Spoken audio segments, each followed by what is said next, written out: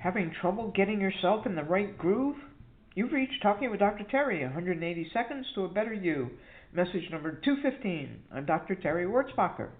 Have you ever really wanted to build a new habit but somehow just kept forgetting about it or doing something else instead? I have.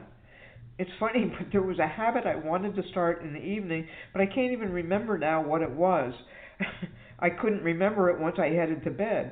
It's rather funny to think about it now. There must have been some subconscious reason for my continually forgetting. In fact, the forgetting itself became a habit. Isn't that interesting how that happens? I told you all when I came back from Tennessee that I wanted to revise my morning routine so that I'd do my writing then. Well, that didn't work. However, the universe once again intervened. I also told you about the party that they had for me and how the woman wanted to talk to me about my writing. I decided that I wanted to write 6 of the 7 days every week, so we send each other pictures when we're done our daily writing. It's worked exceptionally well. My schedule is really full right now, with every afternoon and evening being filled with interviews for my podcast. There isn't much time to write, or so I thought, but when I come face to face with having to cram some writing in or telling my friend I didn't do it, I seem to be able to find the time to do it rather than give some lame excuse. When there's a half hour or an hour between interviews, I pick up my computer and write for 45 minutes.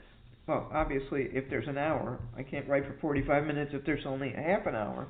Then I won't have let her down that day. This is a remarkable concept, and it's actually the first time I've made use of an accountability partner. I've known about it, and I've recommended it, but I've never actually used it.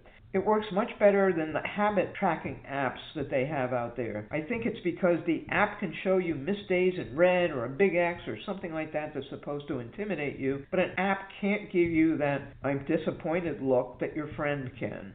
This benefits both parties. There's motivation and encouragement, and that's always important, especially when trying to establish a new habit. There's also that human trait of not wanting to let someone down, especially if this is a person you care about. In this way, it helps build discipline, enabling the neural circuits in your brain to develop enough so that you don't need that external accountability or motivation to engage in that activity. That's when the habit becomes your normal routine.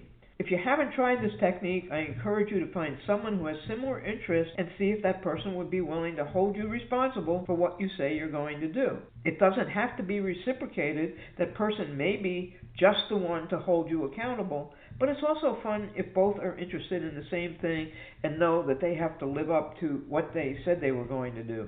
Let me know what you think of accountability partners if you've used them before, and definitely have a diamond day.